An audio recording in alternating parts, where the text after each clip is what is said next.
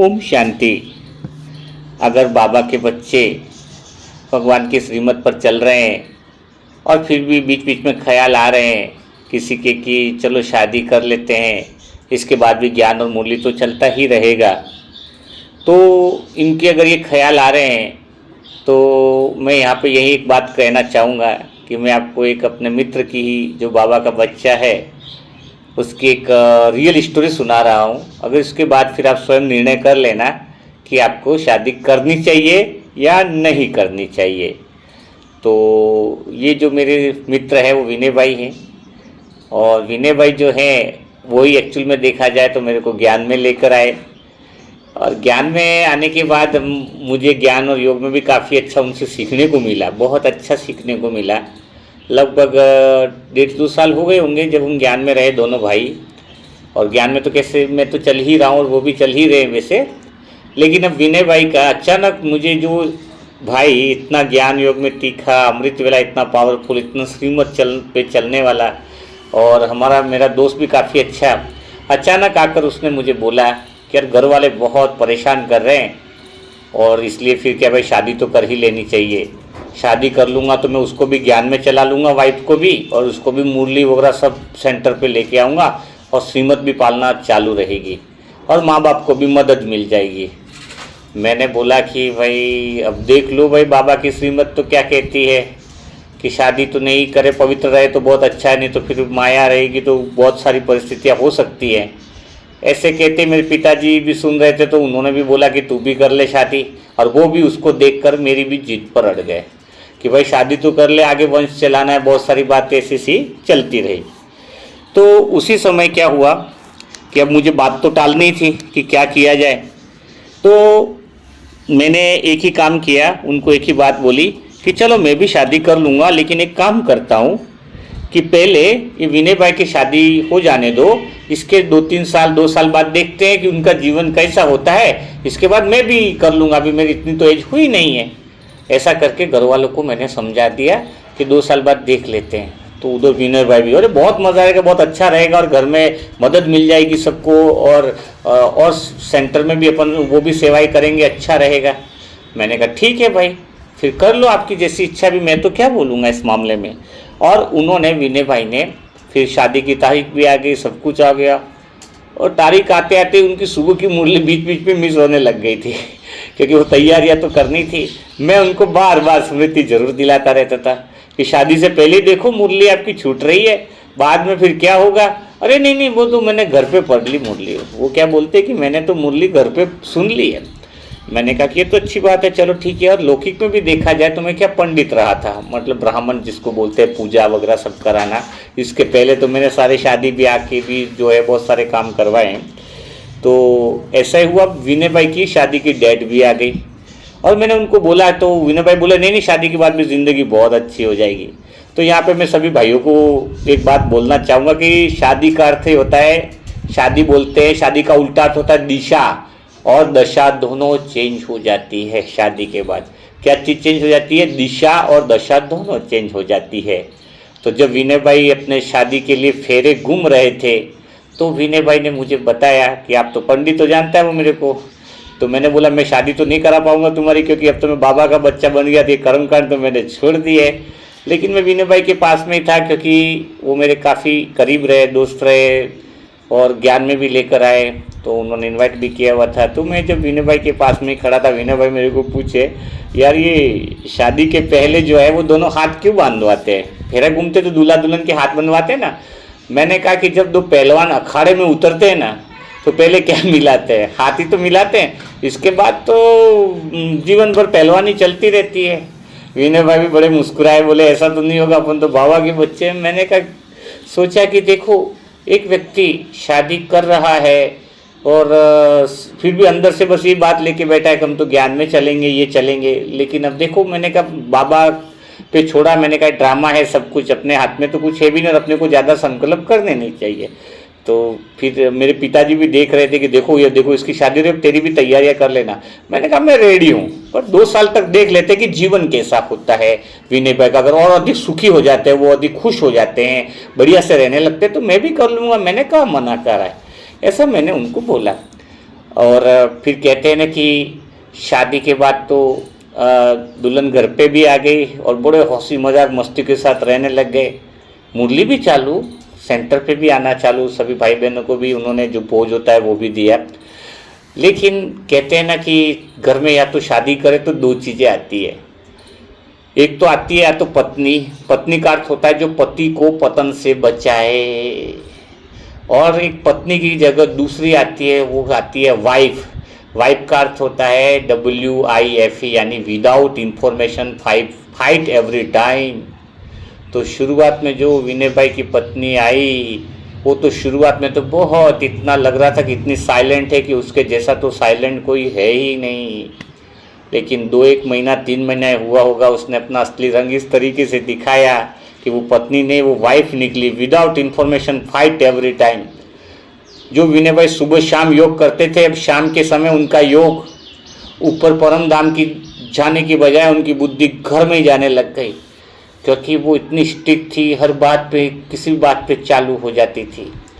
अब जो विनय भाई इतने शांत स्वभाव के थे, अगर मैं सच ईमानदारी से बोलूँ कि वो व्यक्ति, कहते हैं माया ने ही उसको घेर लिया, ऐसा बोल सकते हैं, या कई बार माया अपने को ऐसा काम करवा लेती है जिसकी वजह से अपन राह से भटक लेते हैं। लेकिन कहते हैं, एक बात ध्यान रखना मेरे दोस्तों, कि बचपन में पेंसिलें दी जाती हैं तो कुछ गलती हो जाती है ना, तो पेंसिल से लिखा हुआ मिट जाता है। लेकिन जैसे हम बड़े होते हैं ना, तो हमें पेन दिया जाता है कि एक बार लिख दिया तो मिटा नहीं जा सकता। तो इस समय हमारा जीवन बहुत सोच समझ कर हमें चलना चाहिए।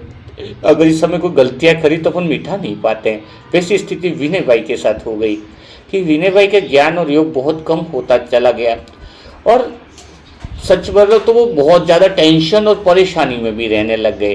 क्योंकि कहते हैं ना, बोलना, वो सेंटर में पहले बहुत कम बोलते थे, लेकिन सेंटर पे आकर अब ज़्यादा बातचीत करने लग गए।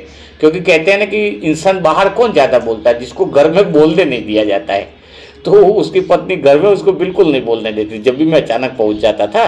और तो इसलिए विनय भाई अपने दिल की सारी बातें बड़ा से सब सेंटर में आके बातें हम लोगों को बताते थे, तो वहाँ पे सारी बातें खुल के बोल देते थे। और जहाँ पे भी उसकी पत्नी साथ में हो तो मानो ऐसा लगता था कि सोच समझ के बोल रहे हो, बोल इधर है, ध्यान उनका उसकी तरफ था। मतलब पूरा टीवी का जैसा रिमोट कंट्रोल उनके हाथ में चला गया हो। वो मोबाइल में कहते हैं ना साइलेंट मोड हो जाता है, तो वैसे विनय भाई है ना, पत्नी जब साथ में होती थी तो वो साइलेंट मोड में चले जाते थे। और उधर मेरी ज्ञान और अवस्था बहुत अच्छी होती जा रही थी, क्योंकि मैंने भगवान की श्रीमत को नहीं छोड़ा, मैंने अमृत वेला को नहीं छोड़ा, मैंने नुमा शाम का योग नहीं छोड़ा, क्योंकि मैं अंदर से तैयार था कि मुझे चाहे कुछ भी चीज़ छोड़नी पड़े, लेकिन मैं भगवान की श्रीमत को नहीं छोड़ूंगा। और कहते हैं ना कि एक मेडिटेशन वाला जो दिमाग होता है वो हमेशा शांत रहता है, स्थिर रहता है। और जिसके मन क्या है, एनर्जी है, मन में शक्ति है, मन एक ऊर्जा, मन ऐसे चल रहा है। एक बात बताओ, गाड़ियाँ चल रही है तो पेट्रोल लगता है, स्कूटर चल रहा है तो पेट्रोल लगता है, सब चीज़ें चाहिए तो पेट्रोल लगता है ना, कुछ न कुछ।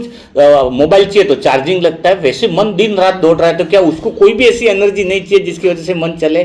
तो मन को एनर्जी मिलती है आत्मा से, जब इंसान स्वयं के पास होता है। और मन की एनर्जी और सबसे ज़्यादा कम हो जाती है, वो है अपवित्रता में जाने के कारण। अपवित्रता की चीज़ बहुत गहरी होती है।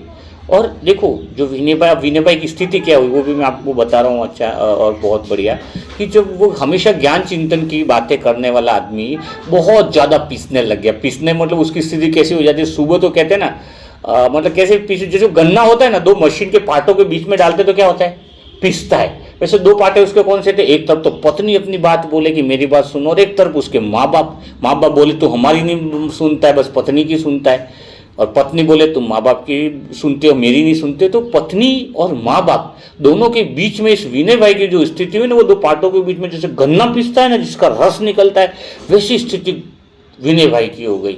और जैसे वो गन्ने में रस निकालने के बाद उसको एक बार और डालते हैं मशीन में, तब तक डालते हैं जब तक रस नहीं निकल जाता है। तो उनकी पत्नी और माँ बाप उसको तब तक परेशान करते रहते थे जब तक वो बिल्कुल अंदर से हताश नहीं हो जाता था।